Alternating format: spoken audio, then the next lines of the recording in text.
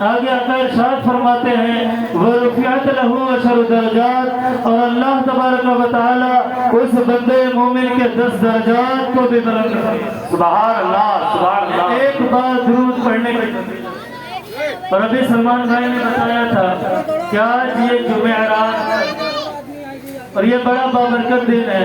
آقا علیہ السلام ارشاد فرماتے ہیں ما من مسلم یسلم علی الا رد اللہ علی روحی حتی رد علیہ السلام، یعنی باقی دنوں میں جب بھی کوئی حضور علیہ السلام پر درود پڑھتا ہے تو اللہ تبارک و تعالیٰ نے فرشتوں کو مقرر کر دیا ہے، اب بندہ جہاں سے بھی درود پڑھے، چاہے ہندوستان سے پڑھے یا اور کہیں سے پڑھے، دنیا کے کسی خطے سے پڑھے، وہ فرشتے اس کے درود کو لے جا کر حضور کی بارگاہ میں پیش کر دیتے ہیں۔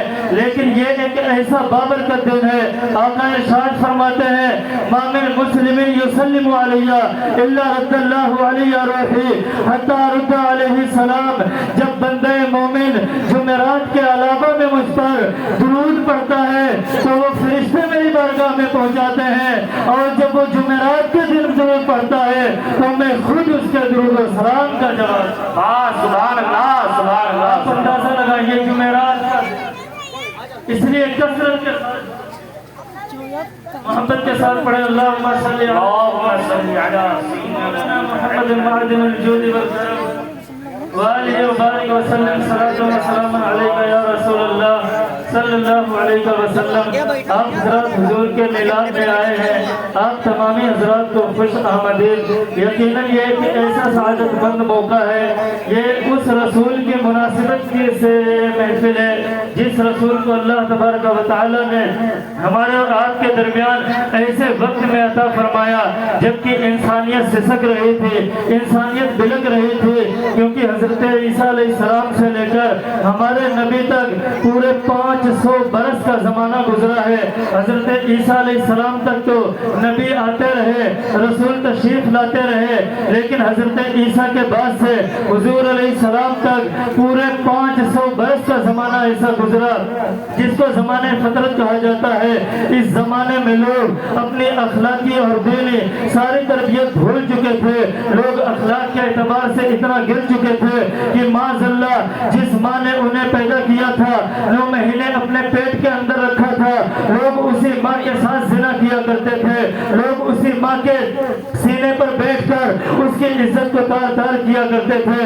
جب حضرت عیسیٰ کے بعد اور حضور علیہ السلام کے درمیان تک کوئی نبی تشریف نہیں لایا، یعنی ہمارے نبی کے تشریف لانے سے پہلے حالات اتنے خراب ہو چکے تھے کہ وہ کعبہ شریف جس کا لوگ آج طواف کرتے ہیں، حضور کے آنے سے پہلے لوگ اس کا طواف ننگے ہو کر کیا کرتے تھے، شراب نوشی عام تھے، زناکاری عام تھے، لڑکیوں کو زندہ درگور کر دیا جاتا تھا، گویا انسانیت سسک رہی تھی، سارے لوگ پریشان تھے اور اللہ کی بارگاہ میں یہ دعا کر رہے تھے یا اللہ ہم بڑے پریشان حال ہیں، اب تو ماؤں کی عزت بھی سلامت رہی، اب تو تیرا گھر بھی سلامت رہی، یا اللہ کرم فرما دے اور ہماری حفاظت کرنے والا کوئی بھیج دے۔ تو اللہ تبارک و تعالیٰ نے اس بلکتی اور سسکتی انسانیت پر اپنا کرم فرمایا اور ہمارے نبی کو پیدا فرمایا، اور قرآن میں یہ اعلان فرمایا وما ارسلناک الا رحمۃ للعالمین، کہ لوگوں سن لو ابھی تک جو ہوتا تھا وہ ہوتا تھا، اب میں تمہیں اپنا محبوب دے رہا ہوں، اور یہ صرف ایک قوم کے لیے نہیں، نہ صرف مسلمانوں کے لیے بلکہ جہاں یہ مسلمانوں کے لیے رحمت ہے وہی ہندوؤں کے لیے بھی رحمت ہے، وہی سکھوں کے لیے بھی رحمت ہے، سارے سماج کے لیے رحمت ہے۔ اللہ نے ہمیں اپنا نبی عطا فرمایا اور پھر قرآن میں ارشاد فرمایا لقد من اللہ علی المؤمنین اذ بعث فیہم رسولا، کہ اللہ تعالیٰ نے ایمان والوں پر احسان فرمایا کہ انہیں اپنا رسول سبحان اللہ۔ نعرہ تکبیر، نعرہ رسالت، مسلک اعلیٰ حضرت سرکار کی آمد، دلدار کی آمد، مکی کی آمد، نعرہ تکبیر، نعرہ رسالت، سبحان اللہ سبحان اللہ، زندہ باد۔ دیکھیں آج کل جو کچھ بھی یہ سارا کا سارا حضور علیہ السلام، باتیں سمجھ آ رہی ہیں آپ کو؟ ارے جو کچھ بھی ہے چرند و پرند کائنات کا ذرہ ذرہ یہ سارا کا سارا حضور علیہ السلام کا اب جو بھی حضور علیہ السلام کو اپنا نبی مانتے ہیں الحمدللہ وہ آج یہاں حاضر، جسے بھی حضور علیہ السلام کی پیدائش کی خوشی ہے وہ الحمدللہ سامنے نظر آ رہے ہیں۔ یہ کیسا موقع ہے کہ اس موقع پر اللہ تعالیٰ نے ہمیں اپنا محبوب عطا فرمایا۔ یہ اللہ کا سب سے بڑا احسان ہے، ورنہ آپ دنیا کا جائزہ لیں، کوئی بھی کسی کو اپنا محبوب عطا کوئی بھی کسی کو اپنا محبوب نہیں دیتا۔ آپ پوری دنیا کا سروے کر لیں، آپ آج حالات کا جائزہ لیں، اگر کوئی انسان کسی کو اپنا محبوب بناتا ہے تو وہ صرف اپنے لیے محبوب بناتا ہے، وہ اپنا محبوب کسی کو دیتا نہیں ہے۔ دینا تو دور کی بات، آج لوگ اپنے محبوب کو دکھانا بھی پسند نہیں کرتے ہیں، اپنے محبوب کو چھپا کے رکھتے ہیں۔ لیکن قربان جائیے رب العالمین پر، قربان جائیے اپنے رب پر کہ اللہ تعالیٰ نے محبوب بنایا اپنے لیے اور حوالے ہمارے سبحان اللہ تعالیٰ کا سب سے۔ اور پھر جب کوئی انسان کوئی چیز اپنے لیے بناتا ہے تو وہ سب سے خوبصورت، ایسا ہی ہے انسان اپنے لیے کوئی بھی سامان وہ سب سے اچھا اور سب سے خوبصورت سامان بناتا ہے۔ اگر کوئی سلائی کرتا ہو تو جب وہ دوسرے لوگوں کے کپڑے سلے وہ تو کسی طرح سل سکتا ہے، صرف خانہ پوری کر سکتا ہے، لیکن اگر کسی اپنے انسان کے لیے کپڑے سلے تو عمدہ سے عمدہ کپڑے سلے گا۔ اگر نعرہ تکبیر، نعرہ رسالت، مسلک اعلی حضرت، مسلک اعلی حضرت، جشن عید میلاد النبی، نعرہ تکبیر، نعرہ رسالت، سبحان اللہ سبحان اللہ۔ بے شک اگر انسان کسی کے لیے بھی کپڑے تو وہ کسی طرح، لیکن جب اپنے لیے سیے یا اپنے محبوب کے لیے سیے تو اس کی کوشش رہتی ہے کہ وہ اچھے سے اچھا سیے۔ آپ لوگ بھی کاروبار کرتے ہوں گے، نہ جانے کتنے لوگ آپ میں بھی ایسے ہوں گے جو بزنس کرتے ہوں گے، اور سب کا یہ تجربہ ہے، سب کا یہ مشاہدہ ہے کہ بندہ جب دوسروں کے لیے کام کرتا ہے تو وہ الگ انداز میں کام کرتا ہے، لیکن جب اپنے لیے کام کرتا ہے تو وہ سب سے اچھا بنانے کی کوشش کرتا ہے۔ تو ذرا سوچو تو صحیح کہ اللہ تبارک و تعالیٰ نے جب اپنے محبوب کو بنایا تو یقیناً سب سے بہتر بنایا ہوگا۔ اللہ تبارک و تعالیٰ نے اس زمین پر 1,24,000 یا 2,24,000 کم و بیش انبیاء کرام کو پیدا فرمایا، لیکن ان سارے نبیوں میں اللہ تبارک و تعالیٰ نے جو سب سے بڑا مرتبہ عطا فرمایا وہ اپنے محبوب کو عطا فرمایا۔ ان سارے نبیوں میں اللہ تبارک و تعالیٰ نے جو سب سے آخر میں بھیجا وہ اپنا محبوب بھیجا۔ ان سارے نبیوں میں اللہ تبارک و تعالیٰ نے جو سب سے حسین بنایا وہ اپنے محبوب کو حسین بنایا۔ اور کیسا حسین بنایا؟ اگر حضرت عائشہ کہیں تو یوں ارشاد فرمائے کأنہ لیلۃ کأنہ قطعۃ قمر، گویا حضور کا چہرہ چاند کا ٹکڑا ہے۔ ایک خاتون جنہوں نے حضور علیہ السلام کے ساتھ حج کیا وہ فرماتی ہے لو رأیتہ لرأیت الشمس طالیۃ، اگر تم میرے نبی کو دیکھو گے تو تمہیں ایسا لگے گا کہ سورج نکل کر زمین پر آ گیا۔ حضرت جابر بن سمرہ جب کہتے ہیں تو وہ یوں کہتے ہیں کأن الشمس تجری فی وجہہ، گویا سورج حضور علیہ السلام کے چہرے میں تیر رہا ہے۔ حضرت ابو ہریرہ جب آقا کا حسن بیان کرتے ہیں تو آپ فرماتے ہیں لم ارا قبلہ ولا بعدہ مثلہ، کہ میں نے آقا کی طرح محمد عربی کی طرح خوبصورت نہ تو کبھی پہلے دیکھا نہ ہی کبھی بعد میں دیکھا۔ جب حضرت ابو ہریرہ نے یوں کہا تو حسان بن ثابت نے یوں جواب دیا وَأَحْسَنُ مِنْكَ لَمْ تَرَ قَطُّ عَيْنِي وَأَجْمَلُ مِنْكَ لَمْ تَلِدِ النِّسَاء، کہ ابو ہریرہ تم نبی سے خوبصورت دیکھتے تو کب؟ جب اللہ تعالیٰ نے بنایا ہوتا یا کسی ماں نے جنا ہوتا۔ حضرت حسان کہتے ہیں وَأَحْسَنُ مِنْكَ لَمْ تَرَ قَطُّ عَيْنِي، یا رسول اللہ آپ سے زیادہ حسین و جمیل، آپ سے زیادہ خوبصورت میری آنکھوں نے کبھی نہیں دیکھا۔ پھر آگے آپ ارشاد فرماتے ہیں وَأَجْمَلُ مِنْكَ لَمْ تَلِدِ النِّسَاء، دیکھتے کیسے آپ سے خوبصورت کسی ماں نے جنا ہی نہیں۔ اب کوئی اعتراض نہیں کر سکتا ہے کہ حضرت حسان نے یہ کیسے کہہ دیا۔ حضرت حسان تو ایک صحابی تھے، وہ عرب میں پیدا ہوئے، انہوں نے پوری دنیا کو نہیں دیکھا، تو یہ حضرت جبریل کی بارگاہ میں چلتے ہیں۔ حضرت جبریل کہتے ہیں قلبت الارض مشارقها ومغاربها لم نرى مثل محمد۔ حضرت جبریل کہتے ہیں میں نے زمین و آسمان کے چپے چپے کو الٹ پلٹ کر دیکھ لیا، لیکن میں نے کسی کو بھی حضور کے جیسا نہ پایا۔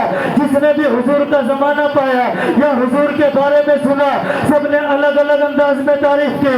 کسی نے کہا کانہ قطعۃ قمر، کسی نے کہا کانہ شمس تجری فی وجہہ، کسی نے کہا وہ احسن من کا لم تر قط عینہ۔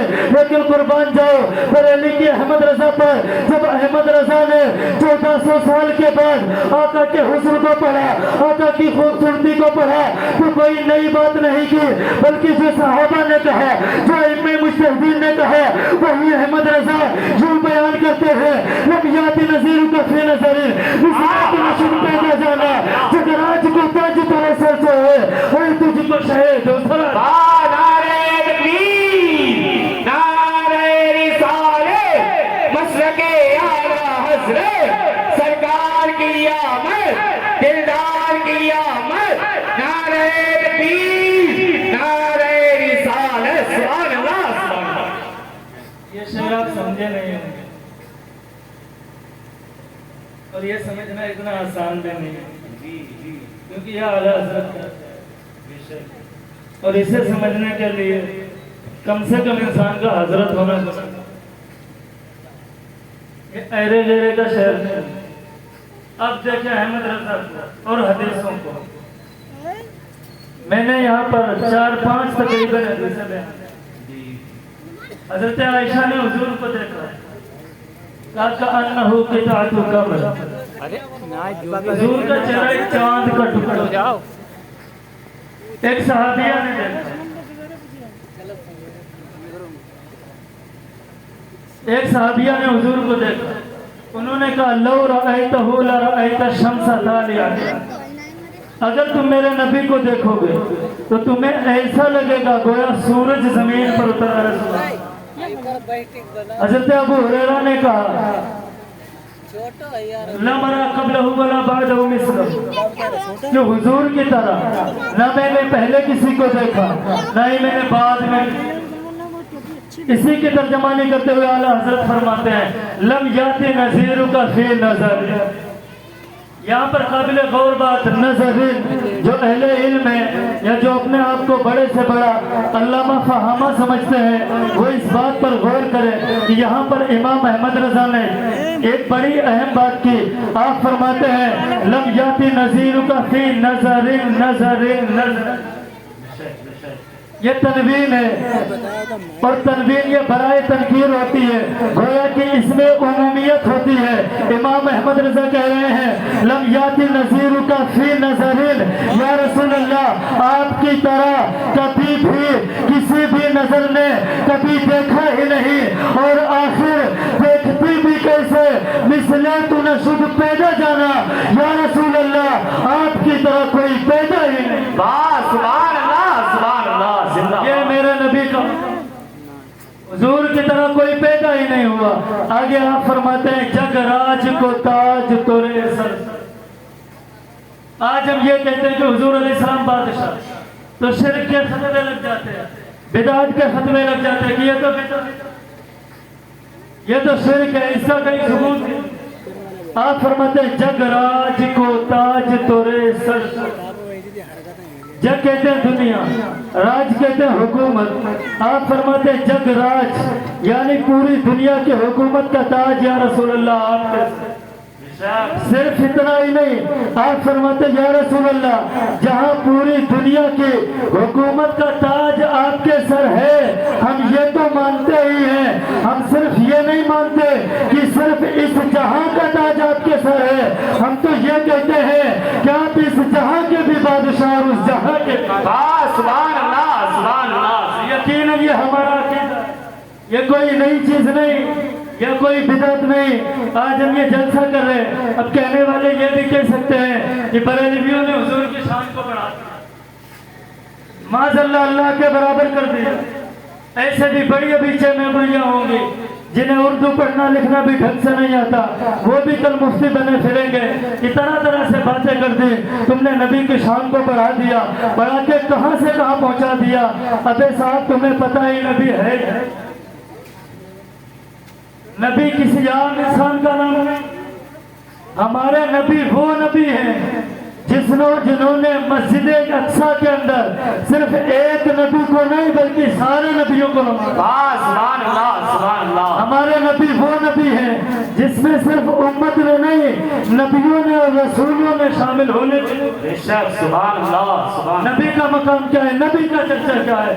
آج ہم یہاں چرچا کر رہے ہیں، ہم صرف یہیں پر چرچا کر کے اپنی غلامی کا ثبوت پیش کرتے ہیں، لیکن آئیے ذرا نبی کی شان کو دیکھتے ہیں کہ نبی کا چرچا کب تھا، نبی کا ذکر کب تھا۔ میں قرآن کی آیتیں پڑھ رہا ہوں تاکہ کل کوئی منہ اٹھا کے یہ نہ کہہ سکے کہ واقعہ سنا دیے یا احمد رضا کی کتابوں سے سنا دیا، اس لیے میں قرآن سے آپ کو دلیلیں دے رہا ہوں اور میں قرآن کو پڑھ کر سنا رہا ہوں کہ اللہ تبارک و تعالیٰ نے جب حضرت آدم علیہ نبی جینا علیہ السلام کو پیدا کیا، ہمارے اور آپ کے پوری کائنات کے باپ جب حضرت آدم کو پیدا کیا، ان کے بائیں پسلی سے حضرت حوا کو پیدا فرمایا۔ اس کے بعد اللہ نے قرآن میں ارشاد فرمایا یا آدم اسکن انت وزوجک الجنہ، اے آدم تم اور تمہاری بیوی دونوں جنت میں رہو، وکلا منہا رغدا حیث شئتما، اور اس جنت کے اندر تمہارا جو جی چاہے کھاؤ، تمہارا جو جی چاہے پیو، تمہیں کوئی منادی نہیں، کوئی روک ٹوک نہیں، ولا تقربا ہذہ الشجرہ، لیکن اے آدم و حوا ایک بات یاد رکھنا، تم اس درخت کے پاس مت جانا، اگر تم اس درخت کے پاس گئے تو اللہ فرماتا ہے فتکون من الظالمین، اگر تم اس درخت کے پاس گئے اور درخت میں سے تم نے کھا لیا تو تم حد سے بڑھنے والوں میں سے ہو جاؤ گے۔ یا اللہ تعالیٰ نے نصیحت فرمائی، کس نے نصیحت فرمائی؟ ہمارے اور آپ کے باپ، سبحان اللہ سبحان۔ ہمارے اور باپ حضرت آدم، اللہ نے یہ کس سے فرمایا بتائیں؟ حضرت آدم۔ یہاں پر ایک غور کیجئے گا کہ حضور کا ذکر کب تھا، یہ قرآن کی آیت۔ اللہ نے فرمایا وَكُلَا مِنْهَا رَغَدًا حَيْثُ شِئْتُمَا، کہ جو جی چاہے کھاؤ، وَلَا تَقْرَبَا هَذِهِ الشَّجَرَةَ، لیکن اس درخت کے قریب مت جانا۔ اب شیطان آ گیا، آنے کے بعد کہنے لگا اے آدم و حوا کیا تمہیں پتا ہے کہ اللہ تعالیٰ نے تمہیں اس درخت کے پاس جانے سے کیوں منع؟ کہنے لگا اللہ نے اس لیے منع کیا تاکہ تم فرشتے، اللہ نے اس لیے منع کیا تاکہ تم ہمیشہ زندہ نہ رہو۔ میں قسم اللہ کی کھا کر کہتا ہوں کہ اگر تم اس درخت کے پاس چلے گئے اور اس سے تم نے کھا لیا تو تم فرشتے بن جاؤ گے، ہمیشہ جنت میں رہو گے، ہمیشہ زندہ رہو گے۔ اب حضرت حوا رضی اللہ تعالی عنہا نے وہ گیہوں کھا لیا، حضرت آدم کو بھی کھلا دیا۔ جب دونوں نے گیہوں کھا لیا تو قرآن کے آگے کے الفاظ ہیں فَأَزَلَّهُمَا الشَّيْطَانُ عَنْهَا، کہ شیطان نے ان دونوں کو پھسلا دیا، بہکا دیا۔ اس کے بعد فَأَخْرَجَهُمَا مِمَّا كَانَا فِيهِ، جس جنت کے اندر وہ دونوں تھے انہیں نکال دیا۔ پھر اللہ تعالیٰ نے فرمایا وَقُلَا اهْبِطُوا مِنْهَا، اب تم اس جنت سے اتر جاؤ، تم میں سے بعض کا دشمن ہے۔ اب جب حضرت آدم و حوا اس دنیا پر آ گئے، اب غور سے سنیے گا، اب حضرت آدم علیہ السلام نے چند سال اللہ کی بارگاہ میں دعا کی۔ آپ اپنے ہاتھوں کو اٹھا کر دعا کرتے رہے یا اللہ میری لغزش کو معاف کر دے، یا اللہ میری خطا کو معاف کر دے، یا اللہ مجھے معاف فرما دے۔ اسی طرح 10 سال گزرے، 20 سال گزرے، 50 سال گزرے، 100 سال گزرے، 200 سال گزرے، کئی 100 سال گزر گئے۔ حضرت آدم کی دعا قبول نہیں ہو رہی۔ حضرت آدم روز دعا کرتے ہیں یا اللہ میری لغزش معاف فرما دے، یا اللہ میری خطا کو معاف فرما دے، لیکن ابھی دعا قبول نہ ہوئی۔ آگے قرآن کے الفاظ ہیں فَتَلَقَّى آدَمُ مِن رَبِّهِ كَلِمَاتٍ فَتَابَ عَلَيْهِ، پھر حضرت آدم نے اللہ تبارک و تعالیٰ سے چند جملے سیکھ لیے، چند کلمے سیکھ لیے، ان کے ذریعے جب دعا کی تو اللہ نے ان کی توبہ قبول فرما لی۔ اب روایت کے اندر آتا ہے وہ کلمے تھے کون سے؟ حضرت عمر سے روایت ہے، حضرت عمر فرماتے ہیں کہ لما طرف آدم الخطیہ کہ جب حضرت آدم علیہ السلام سے خطا سرزد ہوئی تو حضرت آدم نے اپنے ہاتھوں کو اٹھایا اور وہ لوگ بھی غور سے سنے جو کہتے ہیں حضور کا چرچا نیا ہے، تم نے اللہ کی شان سے بڑھا دیا، حضرت جبریل سے بڑھا دیا، سارے نبیوں سے بڑھا دیا، تم نے وسیلہ بھی گڑھ لیا۔ میں چیلنج کے ساتھ کہہ رہا ہوں، یہ قرآن کی آیت میں نے پڑھی اور یہ اس کی تفسیر بتا رہا ہوں، کوئی بھی ماں کا لال اسے غلط ثابت نہیں کر سکتا ہے۔ الحمدللہ میں اسی گاؤں کے اندر رہتا ہوں، یہ قرآن کی آیت ہے، تفسیر کے اندر آتا ہے فَتَلَقَّى آدَمَ مِن رَبِّهِ کلمات، پھر حضرت آدم نے اپنے رب سے چند کلمات سیکھ لیے۔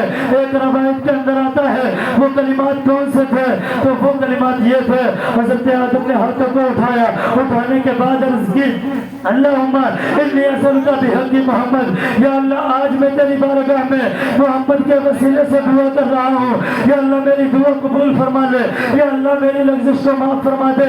بلاول پور کے سنی صحیح عقیدہ مسلمانوں، یہ جواب اپنے دل پر لکھ کے جانا، جب کوئی بد عقیدہ پوچھے تو اسے منہ توڑ جواب دینا۔ جو حضرت آدم نے جواب دیا تھا وہی عقیدہ ہمارا ہے۔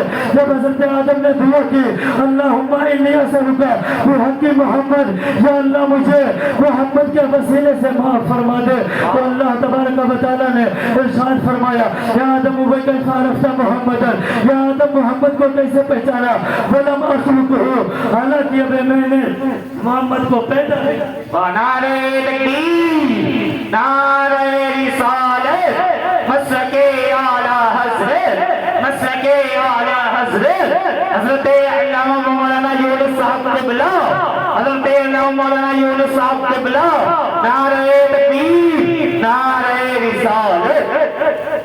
صلو علی الحبیب صلی اللہ علیہ وسلم۔ استاذ گرامی تشریف لا چکے ہیں، ابھی آپ میرے بیان بعد حضرت کا بیان سنیں گے انشاءاللہ۔ آپ کو باتیں سمجھ جب حضرت آدم سے خطا سرزد، خطا کون سی تھی؟ گیہوں کھانے، کئی سو سال تک روایتوں کے اندر آتا ہے، کئی سو سال گزر گئے، حضرت آدم دعا کرتے رہے لیکن دعا قبول نہ ہوئی۔ ایک دن ہاتھوں کو اٹھایا، اٹھانے کے بعد عرض کرتے ہیں اللہم انی اسألک بحق محمد، یا اللہ اب میں محمد کے وسیلے سے دعا کرتا ہوں، میری دعا بے شک سبحان اللہ۔ جب اتنا کہا حضرت اللہ تعالیٰ نے فرمایا یا آدم وکیف عرفت محمد ولم اخلقہ، اے آدم ابھی میں نے محمد کو بظاہر پیدا بھی نہیں کیا، ابھی تو میں نے دنیا میں بھیجا بھی نہیں، آخر تجھے محمد کا پتہ کس نے دیا، محمد کے بارے میں پتہ کس نے بتایا۔ اب حضرت آدم کا جو جواب تھا وہ ہمارے لیے ایک درس بھی ہے، ایک سبق بھی ہے، ایک عقیدہ بھی ہے۔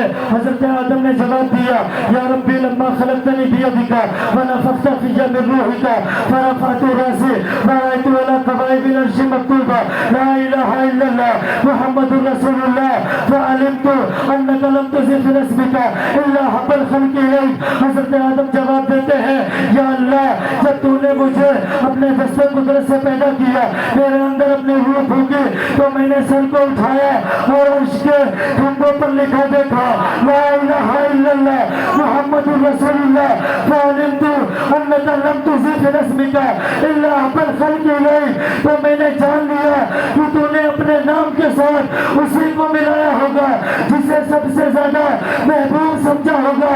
اللہ نے فرمایا صدقت یا آدم قد غفرت لک، اے آدم تو نے سچ کہا میں نے تجھے معاف کر دیا۔ ایک روایت کے اندر آتا ہے اللہ فرماتا ہے اے آدم اگر محمد کے وسیلے سے پوری کائنات کی دعا کرتا تو میں سب کو سبحان اللہ، سبحان اللہ، زندہ باد۔ سمجھ آ رہی ہے؟ اب یہ کب کا واقعہ؟ حضرت آدم کے دور اور آج چکے بیٹھے 40 سال کے بعد نبوت ملی، وہ 40 سال کے بعد ایسے بھی لوگ پائے جاتے لیکن نا وہ پہلے نبی نہیں تھے، 40 سال کے بعد۔ اور یہاں حضرت آدم ہزاروں سال، لاکھوں سال، اس وقت بھی حضور کا چرچا زمین پر ہی نہیں عرش پر بھی ہو رہا تھا، سبحان اللہ، سبحان اللہ، وہاں پر بھی ہو رہا تھا۔ تو اسے ہمیں یہ عقیدہ بھی ملا کہ حضور کا ذکر صرف دنیائی میں نہیں ہوا، بلکہ جب حضور کی بظاہر دنیا میں تشریف آوری نہیں ہوئی تھی تب بھی عرش پر اللہ کے حبیب کا ذکر ہوتا تھا، اور حضرت آدم نے حضور کا وسیلہ لگا کر ہمیں یہ عقیدہ دے دیا کہ محمد عربی کا وسیلہ لگانا یہ شرک نہیں بلکہ دعا کی قبولیت کی علامت ہے اور اللہ تک رسائی کی علامت ہے۔ اسی لیے اعلیٰ حضرت فرماتے ہیں وصل مولا چاہتے ہو تو وسیلہ ڈھونڈ لو، بے وسیلہ نجدیو ہرگز خدا۔ سبحان اللہ زندہ باد۔ اگر اللہ تک پہنچنا تب بھی ہمیں حضور کا وسیلہ چاہیے، تو حضور کا ذکر یہ شرک بدعت نہیں۔ آج ایسے بھی لوگ ہیں حضور کا کلمہ پڑھتے ہیں، حضور کے نام پہ کھاتے ہیں، لیکن کہتے ہوئے بھی شرم آتی ہے۔ اگر کوئی غیر مسلم پوچھ لے یا کوئی سکھ بھائی پوچھ لے کہ تمہارے میں ایسے لوگ بھی ہیں جو حضور کے نام پہ کھاتے ہیں، سارا سال گاؤں گاؤں جا کر گلی گلی جا کر محمد کے کلمے کی آڑ لے کر کہتے ہیں محمد کے دین کے ماننے والے ہیں، ہم ان کے دین کی تبلیغ کرنے کے لیے آئے ہیں، لیکن جب محمد کا ذکر ہوتا ہے تو وہ غیروں سے مدد لے کر اسے روکنے کی کوشش کرتے ہیں۔ کبھی وہ جھنڈے چوری کرتے ہیں، کبھی وہ بینر چوری کرتے ہیں، کبھی وہ جلوس کو رکواتے ہیں، کبھی میلاد کو رکواتے ہیں۔ ذرا دل پر ہاتھ رکھ کر بتاؤ، ایسا تو ابو لہب نے بھی نہیں کیا تھا۔ جب نبی کی پیدائش ہوئی، بخاری کی حدیث ہے کسی کے باپ کی ہمت ہو تو اسے رد کر کے دکھا دے۔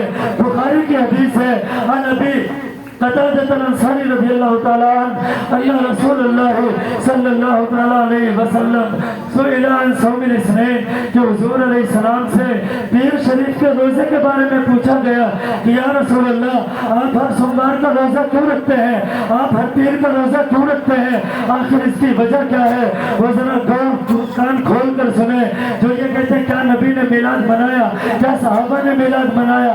ہاں ہم بتا رہے ہیں نبی نے بھی میلاد منایا اور صحابہ نے بھی میلاد، اور یہ بخاری کی حدیث ہے، احمد رضا کی کتاب کی نہیں۔